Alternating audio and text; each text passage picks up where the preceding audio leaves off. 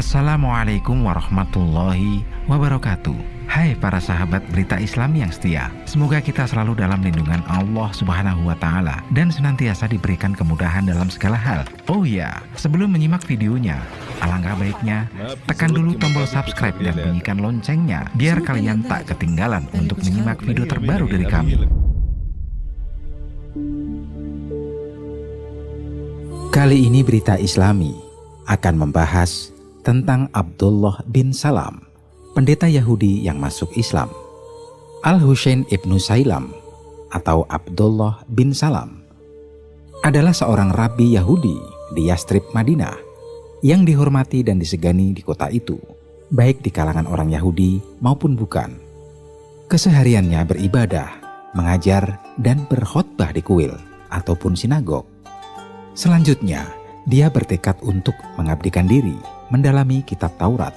Dalam pengabdiannya itu, dia terpaku dan selalu terngiang pada beberapa ayat dalam kitab Taurat yang meramalkan tentang kedatangan seorang nabi yang akan melengkapi dakwah nabi-nabi terdahulu.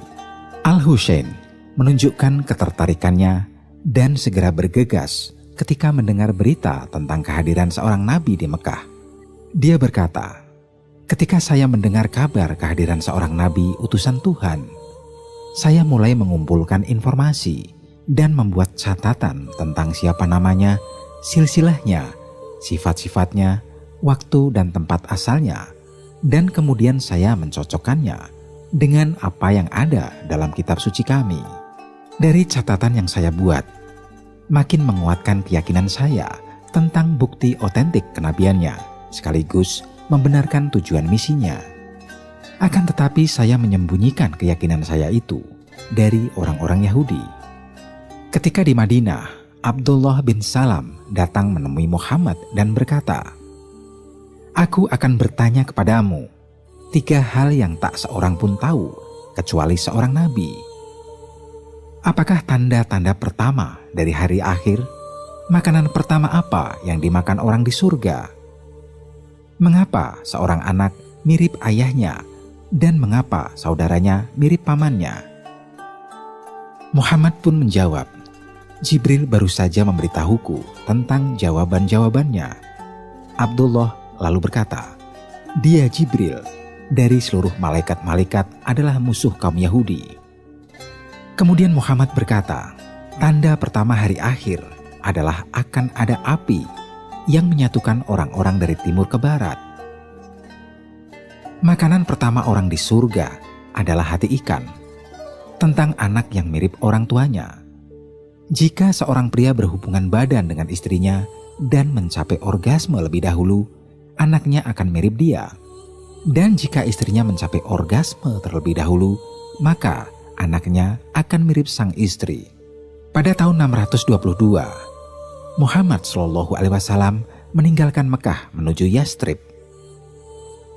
Ketika sampai di Yastrib dan berhenti di Quba, seseorang dengan tergesa-gesa memasuki kota, berseru mengabarkan kedatangan Muhammad SAW. "Saat itu saya sedang mengerjakan sesuatu di atas pohon kurma.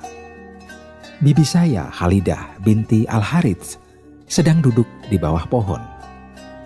Begitu mendengar kabar itu, saya berteriak, 'Allahu Akbar, Allahu Akbar.' Waktu bibi saya mendengar teriakan takbir saya itu, dia mengecam, 'Semoga Tuhan menyusahkan kamu.'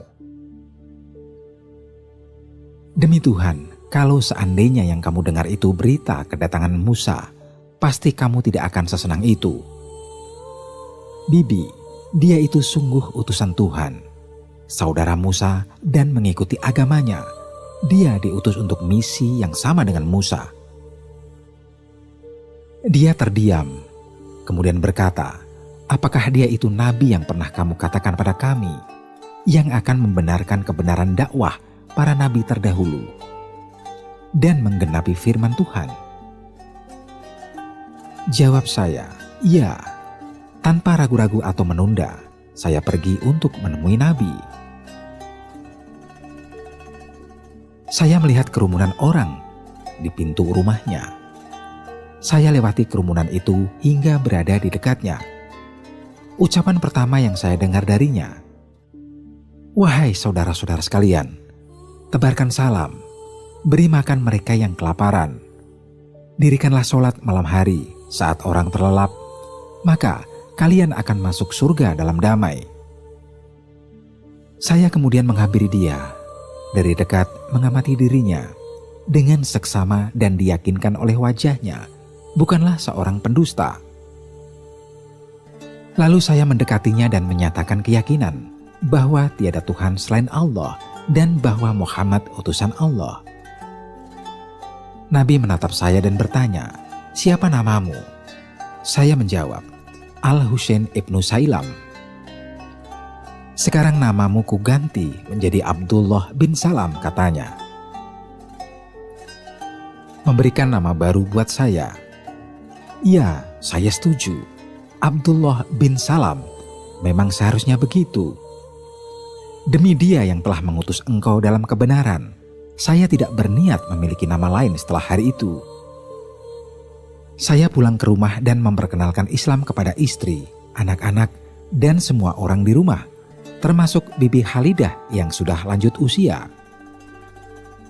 Tetapi saya meminta mereka menyembunyikan keislaman kami dari orang-orang Yahudi sampai saya mengizinkan, dan mereka pun setuju. Saya kembali menemui Muhammad dan berkata, "Wahai utusan Tuhan, orang-orang Yahudi itu cenderung suka mencela orang dan berkata dusta. Saya minta kamu mengundang orang paling terpandang dan berpengaruh di antara mereka agar menemuimu. Selama pertemuan itu nanti, mohon sembunyikan saya di salah satu ruangan rumahmu. Lalu tanyakan pada mereka tentang bagaimana status saya selama ini di antara mereka. Sebelum mereka tahu bahwa saya sudah masuk Islam, lalu coba ajak mereka masuk Islam. Kalau mereka tahu saya sudah masuk Islam, niscaya mereka akan mencari-cari kesalahan saya, menuduh bahwa saya sepenuhnya salah dan menjatuhkan nama baik saya." Muhammad lalu mengundang orang Yahudi terpandang dan berpengaruh ke rumahnya. Dia memperkenalkan Islam pada mereka dan meyakinkan mereka supaya memiliki keyakinan dalam nama Tuhan. Mereka mulai berdebat dan berargumen tentang hal kebenaran. Ketika Muhammad menyadari bahwa mereka tidak memiliki kecenderungan pada Islam, dia memberi pertanyaan kepada mereka. "Bagaimanakah status Al-Husain ibnu Sailam di antara kalian orang-orang Yahudi?" "Dia adalah Sayyid ataupun pemimpin kami dan putra dari Sayyid kami. Dia adalah Rabbi dan alim ulama kami, putranya Rabbi kami yang alim. Jika seandainya kalian mengetahui dia telah masuk Islam, apakah kalian semua mau masuk Islam juga?" tanya Muhammad. "Semoga tidak terjadi. Dia tidak mungkin masuk Islam, dan semoga Tuhan melindunginya dari Islam." Saat itu juga Abdullah bin Salam keluar menghampiri mereka dan mengatakan, "Wahai orang-orang Yahudi, sadarilah akan adanya Tuhan dan terimalah segala risalah yang menyertai Muhammad. Demi Tuhan, kalian semua pasti mengetahui bahwa dia itu utusan Tuhan, dan kalian bisa menemukan tanda kenabian pada dirinya.